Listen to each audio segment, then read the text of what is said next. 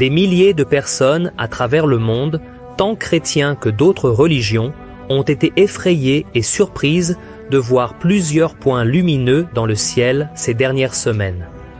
Ici au Brésil, il y a eu de nombreux rapports de lumières étranges se déplaçant dans le ciel pendant la nuit. Et ce fait suscite la curiosité et même la peur chez beaucoup de gens.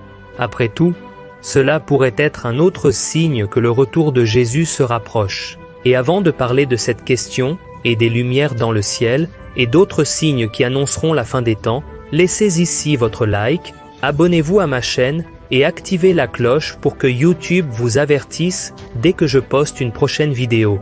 D'accord? Alors allons-y! Dans l'évangile de Luc chapitre 20 et 1, Jésus a parlé à ses disciples des événements qui se produiraient sur terre avant son retour. Voyons ce qu'il a dit. Nation se lèvera contre nation et royaume contre royaume. Il y aura de grands tremblements de terre, des famines et des pestes en divers lieux, et des événements terrifiants et de grands signes venant du ciel. Il y aura des signes dans le soleil, la lune et les étoiles. Sur terre, les nations seront en détresse et perplexes face au rugissement et à l'agitation de la mer. Les hommes s'évanouiront de terreur, anxieux de ce qui arrive au monde, et les pouvoirs célestes seront ébranlés. Alors on verra le Fils de l'homme venir dans un nuage, avec un grand pouvoir et une grande gloire. Quand ces choses commenceront à se produire, levez-vous et levez la tête, car votre rédemption est proche. Notez que la Bible précise clairement que les manifestations dans le ciel font partie des signes annonçant que le retour de Jésus approche.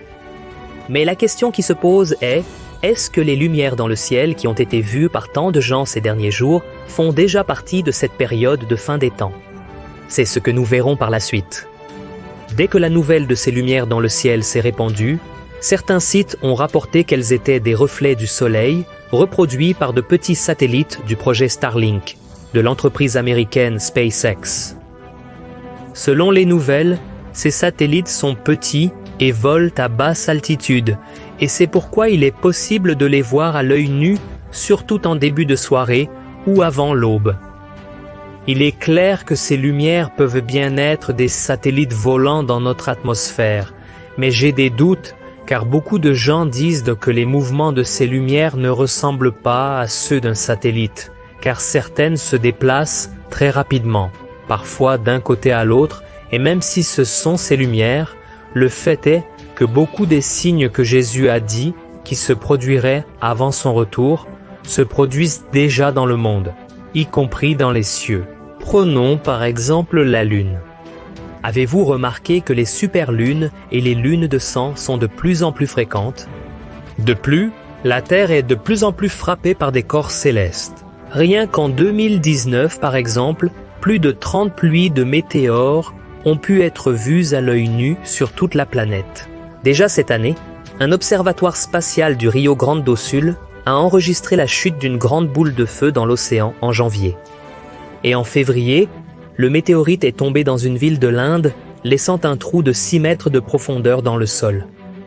Nous savons que tous ces phénomènes mentionnés ont une explication scientifique. La superlune se produit quand elle se rapproche de la Terre. La lune de sang est le résultat d'une éclipse lunaire totale, et les météores, météorites et même satellites, nous savons qu'ils flottent dans l'espace et peuvent de même tomber ici. Mais avez-vous remarqué que ces faits se produisent beaucoup plus fréquemment qu'auparavant? Et ce n'est pas parce qu'un phénomène a une explication scientifique qu'il ne peut pas être un signe de Dieu. Au contraire, Dieu est le créateur de toutes choses. Tout lui appartient. Et si aujourd'hui l'homme peut comprendre certaines choses sur l'univers et la nature, c'est parce qu'il l'a lui-même permis. Voyons ce que le prophète Daniel a dit sur le pouvoir du Seigneur. Il change les époques et les saisons, renverse les rois et les établit, donne la sagesse aux sages et la connaissance à ceux qui savent discerner, révèle des choses profondes et cachées, connaît ce qui se trouve dans les ténèbres et la lumière habite avec lui. Il se trouve que de nombreux chrétiens ignorent ces signes, disant qu'ils ne sont que de fausses nouvelles ou sont le fruit de l'imagination des gens. Il est clair qu'il y a beaucoup de mensonges quand il s'agit de ce sujet. Et pour être honnête, Je crois que la grande majorité des informations sur les signes et apparitions étranges dans le ciel ne sont pas vraies. Car aujourd'hui, il est très facile de manipuler les images et la plupart des vidéos qui circulent sur Internet sont de très mauvaise qualité. Cependant, nous, chrétiens, ne pouvons ignorer quelque chose qui a été dit par Jésus lui-même.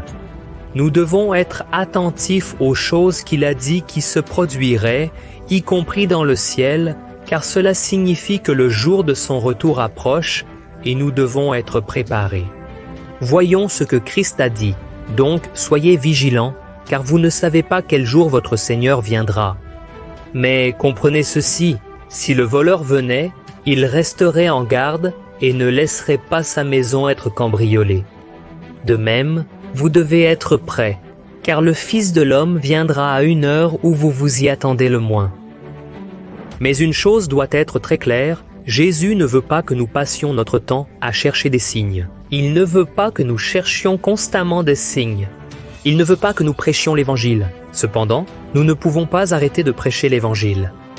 Cependant, nous ne pouvons pas faire semblant que les signes ne se produisent pas, car bien que le Christ ne nous ait pas laissé une date spécifique de son retour, il nous ordonne d'observer les signes, y compris dans le ciel, car ils indiquent que l'heure approche. Et il y a un autre détail. Les choses qui se passent dans le ciel ne sont pas les seuls signes que le retour de Jésus est proche. Il y en a d'autres très importants. Certains se sont déjà produits, comme par exemple la renaissance d'Israël en 1948, et d'autres se produisent de plus en plus fréquemment, comme les guerres, les famines, les catastrophes naturelles et la propagation des épidémies. Nous voyons également déjà l'augmentation du péché, la multiplication du savoir, l'Évangile étant prêché dans le monde entier, l'apostasie, c'est-à-dire l'abandon de la foi, et face à une crise mondiale qui peut survenir à tout moment, l'Antéchrist apparaîtra alors, que la Bible dit qu'il sera un homme très puissant et intelligent, qui viendra d'un poste très important et gagnera la confiance de beaucoup. Avec son pouvoir de persuasion et un discours axé sur la paix et la prospérité, l'Antéchrist convaincra les dirigeants des plus grandes religions de la planète que la meilleure solution pour l'humanité sera la création d'une alliance mondiale qui, selon lui, apportera une harmonie absolue à tous les peuples de la Terre. Cependant, la Bible dit que cette paix sera éphémère, et lorsque tout le monde pensera que les problèmes seront résolus, la destruction viendra sur la Terre pendant la période que la Bible appelle la Grande Tribulation. Mais nous qui avons Jésus dans notre vie, nous n'avons pas besoin de nous inquiéter ni d'avoir peur. Nous devons plutôt maintenir notre communion avec Dieu et notre foi, car le Seigneur a promis qu'il ne nous abandonnera jamais. Alors, mon frère, crois, la vie éternelle que Dieu promet pour nous sera bien meilleure que la vie sur cette terre, car là-bas, il n'y aura plus de mort ni de souffrance. Alors, chaque fois que vous remarquez que les signes se réalisent, renouvelez votre espoir et pensez aux choses d'en haut, car Jésus a dit « Quand ces choses commenceront à se produire, levez-vous et levez la tête, car votre rédemption est proche. » Amen. Et maintenant, je veux faire une prière avec vous, vous qui vous êtes éloignés des voies du Seigneur, vous qui savez que vous devez revenir à Dieu, devez donner votre vie à Jésus. Si vous pouvez fermer les yeux parce que je veux prier pour vous. Seigneur, je vous implore d'apporter la paix en nos cœurs. Seigneur, apporte la paix à notre cœur aujourd'hui. Ô mon Père, de nos jours, les gens vivent dans la tribulation, la peur et n'arrivent pas à faire confiance au Seigneur, mais nous savons qu'ils n'arrivent pas à faire confiance au Seigneur. Mais nous savons qu'il est là pour nous alerter, mais aussi pour nous apporter une attente que le temps de la rédemption approche, mon Père, alors puissions-nous être prêts quand le Seigneur reviendra. Ô mon Père, ramène tes brebis, tes enfants, mon Père, qui ont fait des erreurs, qui nous ont libérés du péché, à être prêts pour le retour de Jésus, et je te demande, mon Père, en leur faveur, Seigneur, renforce nos vies contre le péché, contre les tentations de la chair. Ne nous laisse pas, Père, reculer maintenant, justement maintenant, que les signes sont visibles et que Jésus peut revenir à tout moment. Ô et mon Père, touche aussi le cœur de nos proches, de nos amis, qui souvent ne croient pas en toi, qui souvent se moquent même de ta parole. Aie pitié d'eux, mon Père, tout comme tu as eu pitié de nous, et quand nous étions aveugles, emprisonnés et esclaves du péché. Seigneur, C'est en ton nom que je prie, et je te demande, mon Père, apporte la paix que ce monde ne connaît pas, car ta parole dit que ce monde est dans le mal, et que nous sommes de Dieu, et c'est pourquoi ce monde ne nous appartient pas. Que cette même paix que Jésus avait vienne sur notre vie, Seigneur, cette paix qui dépasse l'entendement, qui ne nous laisse pas être emportés par la peur, la dépression, l'angoisse, mais que pendant ces jours de quarantaine, mon Père, nous puissions nous ancrer en toi, et que nous puissions remplir notre âme de foi, d'espérance, en écoutant et en chantant des louanges, en écoutant des prédications, en nous nourrissant spirituellement et en augmentant notre communion avec toi. Au nom de Jésus, mon Père, que je prie et je te remercie déjà. Amen, gloire à Dieu. Mon cher frère, je suis le pasteur Antonio Junior. Si vous avez aimé ce message, partagez-le avec vos amis et abonnez-vous à ma chaîne. Que Dieu te bénisse.